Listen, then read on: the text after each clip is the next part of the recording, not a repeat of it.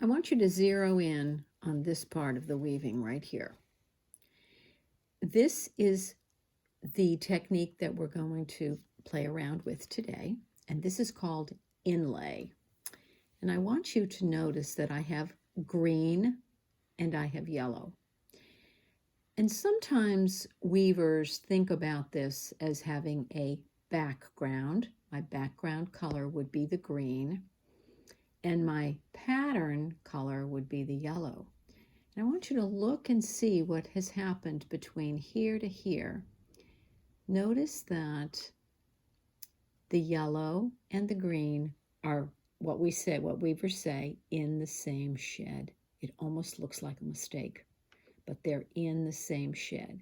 So the yellow is just starting over here and it's coming to here. And then I put in another pick of green, and then I put my yellow in on top, and I only go so far over to here.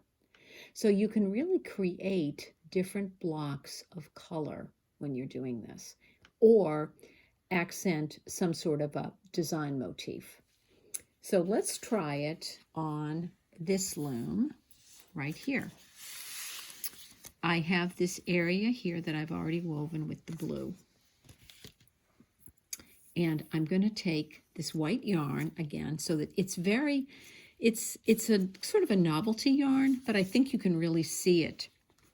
So I'm just going to kind of eyeball here in the center a little area, and if I wanted to, I could take a piece of paper and I could just define an area that I'm going to weave in, okay? If that helps you, then by all means, go ahead and do that. But when I start weaving, I'm going to go in the same shed as the blue.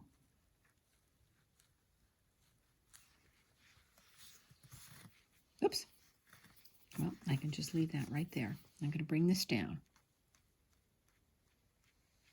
I'm going to tuck my end to the back, and I will deal with that a little bit later. But I want you to look carefully at this. The blue and the white are in the same shed. We've overlapped them, okay? So I'm going to beat that down. I'm going to leave my white thread just hanging out on the top.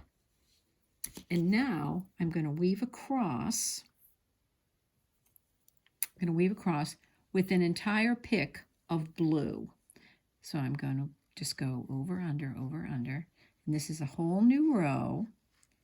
That row with the blue and the white is finished. So this is a whole new row going all the way across.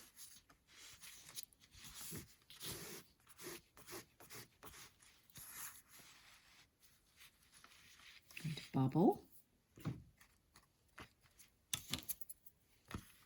Beat that down. Okay, now I'm going to go back to my white. Does help to have two needles when you do this. Again, I'm going to bring my white up, and I'm going to go in the same shed as the blue.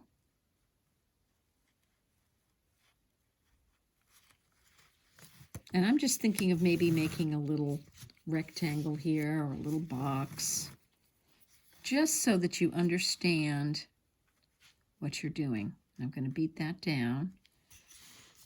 But again, I'm going to pull it up so that you can see it. The blue and the white are in the same shed. I'm going to beat that down now. I'm going to do one more row. Come across with my blue.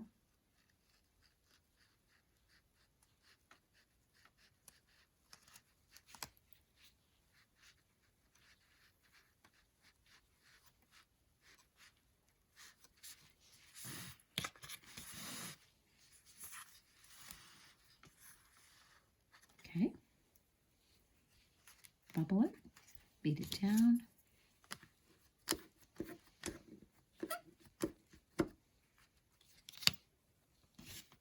Pick up my white. Always leave the white on top. And again, I'm going to just, this is kind of where I'm weaving right here, doing a little rectangle. And I'm going to go in the same shed. Under, over, same shed as the blue. It looks like you're making a mistake. But as you can see, we are building up an area of color in the center. The white and the blue are in the same shed. Now, you will notice that I'm getting a little rise in the center. Depending on the size materials, you may get that. What I can do now is with my blue, I can just weave over to here and then back and build that up. Okay, and you'll never notice, I'll do it so that you can see it. In the long run, you will not notice that. And you may have to do this a couple of times as you're weaving. Okay, I'm just coming over to right here. And now I'm weaving back. So I'm just putting in an extra row to help build that up on that side. Okay, and I may need to do that over here when I get over there. So this is inlay. That's what it's called. And think about it as just laying in a different color or a different material to give yourself an opportunity to develop a pattern.